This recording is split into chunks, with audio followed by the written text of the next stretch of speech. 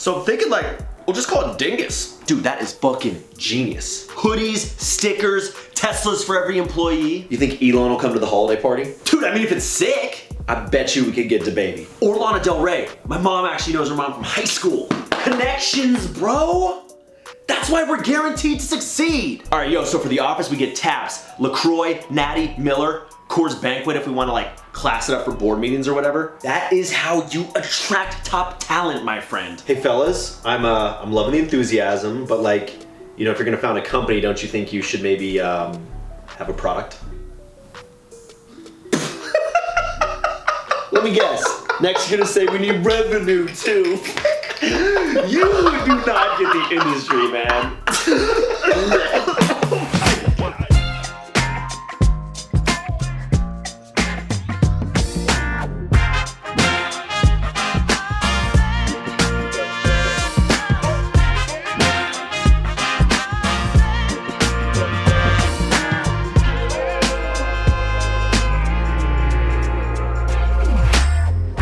Hello, everyone. Welcome to episode 5 of Unsubscribe. I want to say a special thank you to everyone out there who went and downloaded the app. If you wouldn't mind, please go on the store, rate and review. I'm kidding. We don't have an app. We don't have the money for that, nor do we have the technical expertise. But startups, if you haven't watched Silicon Valley or, lived in the Bay Area, a startup refers to a new company, typically in tech, and one that has been invested in by bloodthirsty, money-hungry venture capitalists. In fact, I worked at one for about 3 months before the entire company imploded after we spent our entire Series A on snacks, swag, and bailing our CEO out of a Costa Rican prison. That's the price you pay when you're out there trying to make the world a more disrupted space. But that's not all startups. There are the unicorns, the billion-dollar valuations, the IPOs, the microdosing. What? And the extravagant holiday parties, all of which started with a simple idea, a garage, and an underpaid engineering team in Bangalore. So like usual, I'm going to take you behind the scenes, into the back end, to the locker room with all the jock straps and soapy choppers. I'm going to show you the underbelly, starting up.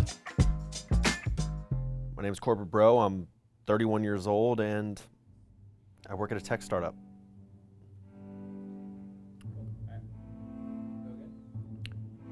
My name's Corporate Bro. I'm 31 years old and I work at a tech startup.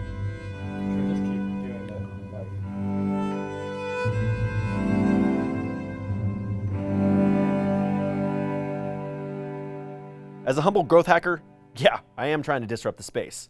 And I think they're just mad that I found MV double PMF, minimum viable product market fit.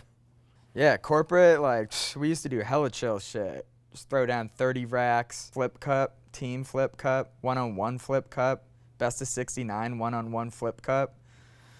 But ever since he started that job at that startup, he just sounds different. I don't know. Yeah, if she wants to co-found a family someday, she better debug those daddy issues. Guess who just raised a little funding for happy hour? It's called company culture, baby. Invest in yourself. Actually, yo, can I call you real quick from the iPad? I'm gonna do this on my phone. Yeah, I'm here. I go out for a beer run, right? Ask him what he wants. He comes back with maximize Roy. Who the fuck is Roy? I thought we were just chilling. I guess Roy's coming over too. And honestly, I'm just worried about him. They're worried about me.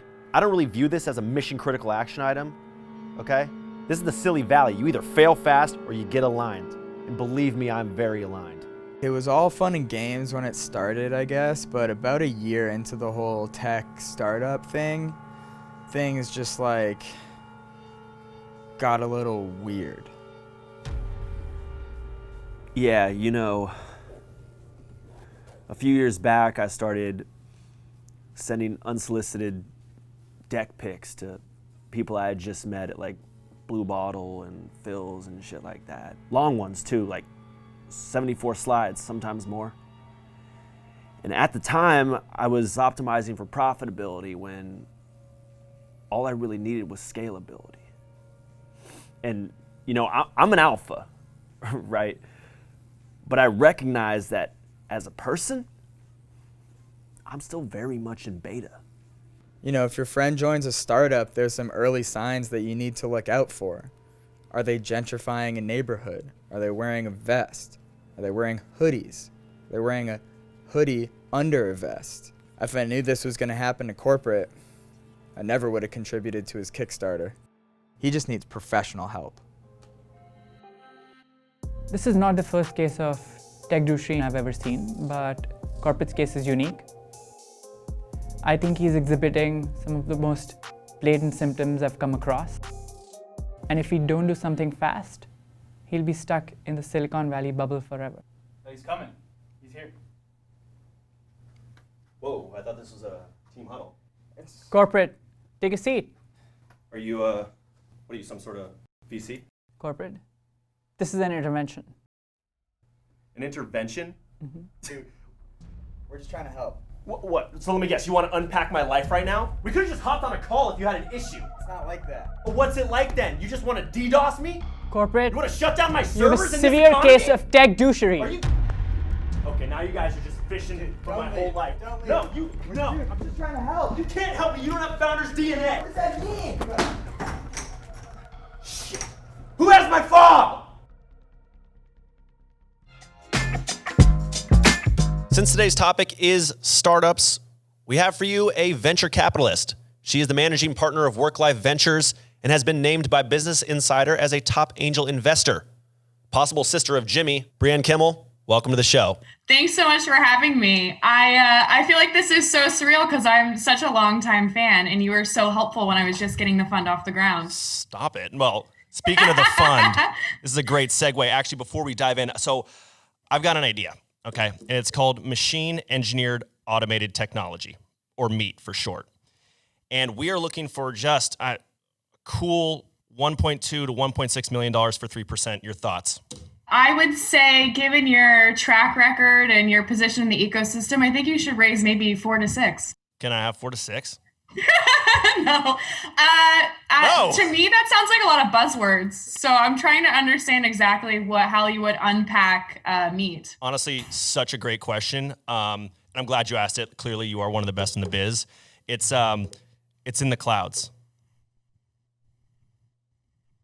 Anyway, for the normies out there who aren't as plugged into the valley as I am, in layman's terms, what does a VC do? Venture capital is a mix of both financing plus support from an operating standpoint. So partnering with a founder on the leadership side of things, helping teams scale and systematically thinking through who do you need to hire next and why. There's so many different variations to how we do that, but it is always a mix of helpfulness plus capital. Got it. So what do you look for in a company to invest in specifically? It could be metrics, people, etc.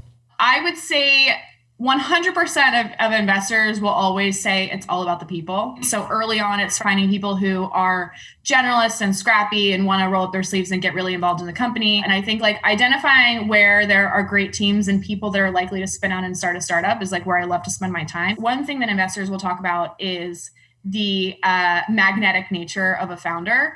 And one of the things that you do look for is, yeah, exactly. With MEAT, you'll have no problem fundraising or hiring. Our first hire will probably be this shaman, okay, who is just going to, as soon as he comes in, he's going to 10X us right away. Then I've got a full engineering team on deck, ready to go in Bosnia-Herzegovina, okay? We are so remote friendly, half of our team is homeless. Literally. They're right outside. Maybe we should schedule a follow-up. I'm going to have to talk to my partnership and then I'll circle back. Okay. Circling back's all I ask for. All right. So there's one word in particular that resonates with salespeople, and it is pitch. So I would love to hear what are you looking for in a pitch? The pitch is more based on team, market potential, and a few hypotheses. I find that, some of the best early stage pitches come out of a real need and a real product need. Got it. So when you see a company pivot, are you like, oh shit, they're screwed? Or are you like, yo, that's tight because they're agile? Startups are in a race against time. And so typically that time is dictated by capital. Mm-hmm. And so while there's not a lot of data, you have to really spend a lot of time with the founding team to really get a sense for to what extent is there demand for the product. And if there's not, let's figure out why. And I think figuring out why is really important before I invest money and before a founding team starts investing in terms of writing code, hiring people, and preemptively building a big company around something that may potentially not work. Right. It sounds like you're buying the dream. Yeah, you're, for sure. You're trying to buy the dream. I mean, whether you're a founder or whether you're a sales rep joining your first startup, I think asking these questions are really important because equity compensation is something that's really important and something we all consider before we join a startup. Is like, we want to join things that have a lot of potential. We want to believe in the dream, but at the end of the day, working at a startup is hard. It's also really rewarding work, but you want to make sure that there is upside. Okay, so going back to Meet real quick, we just decided to pivot to completely full stack. Like, I know that you've seen a lot of stacks. This one, like, there's no stack that is fuller than this stack. So it's now $4 million for 8%. Okay. Take it or leave it. Okay. Yeah, I think it's heading in the right direction. Are you Series A for us or a seed? I think in this case we've it's a large seed. You could actually call it some investors call it a mango seed. A mango seed. Brianne Kimmel, thank you so much for joining us today. So good to join you. Oh, this is fun.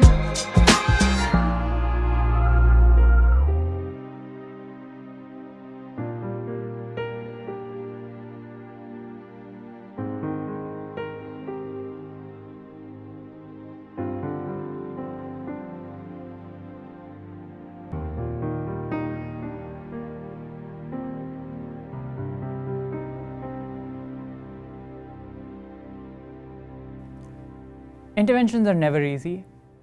People run or lash out.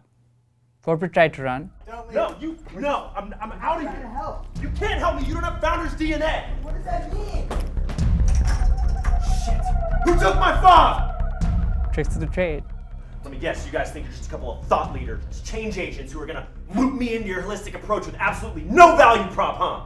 When people are this emotional, they can shut down. That's why it's very important to meet them where they're at. It's important to use their language. Corporate, I am not trying to wipe your servers. I am simply trying for a reboot. Swear? I swear. I swear on Jack Dorsey. Love Jack Dorsey. Me too. Corporate, come in. It's going to be fine. Oh, God. Take a seat. Just relax, take a seat. I'm a professional. We're in this together. I know I have a problem. Okay? But when you bootstrap in stealth mode for so long, you forget your value add. And now I just God. I need to lean in. Just say change. Is that hard? Just say change. Go ahead, do it. You can do it. You can do it. I'm ready to change. Well done, Corporate. It was really tough calling Raj the interventionist because I felt like I was narking on my homie. But to see how far he's come, shit got me hella fired up. Yeah, it was extremely difficult to completely modify, to change who I was as a person. He's not saying any dumb shit like Internet of Things or robust. I'm just back to drinking brewskis with my broski. I've stopped wearing Allbirds for every single occasion. I no longer call my coworkers fam or family, which I realize in hindsight was weird, especially given I didn't like most of them. Corporate was tough, don't get me wrong. But what he accomplished, he should be proud of himself for that. I wish Corporate the best of luck as he simulates back into his tech-free life. Do you have any Bitcoin left over? Bitcoins.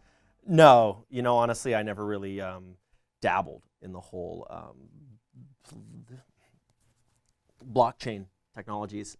It was something that I considered low-hanging fruit. And don't get me wrong, it does have a ton of applications to modern banking pain points. But yeah, it's just like, what would that deliverable even look like? I just, why don't we just circle back on this? Let me just circle back on this. Maybe I'll loop some people in, maybe drill down.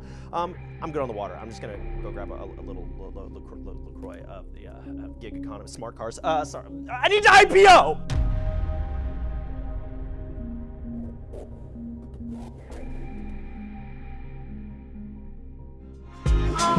And you Is it rolling?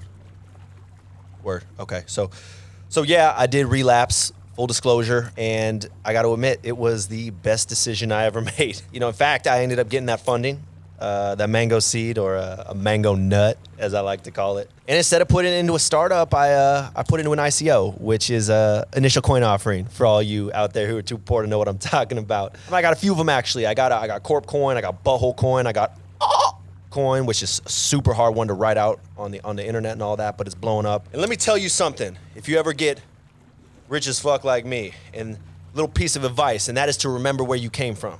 All right, friends and family. Okay. You got to cut all ties with them, all right, before they start leeching off your wealth. So I got to actually run to a eyes wide shut party in some international waters, you know, maritime law and all that stuff. It's a crypto thing you guys wouldn't get. So before I leave, I got to do a little software update so I can keep day trading my coins in international waters. Go ahead, roll the music and all that. Terms of service, blah, blah, blah, blah. Who reads that anyway? Accept. Ow, shit. Ooh. Ow. God, it's uploading right now. Oh, shit. Oh, my God. It's my body? Ooh, wah! Ooh, wah! Ooh, wah! Oh, shit. Is this the cloud? This is where Snapchat stores all the dick pics. Stevie Jobs, you son of a bitch, there you are.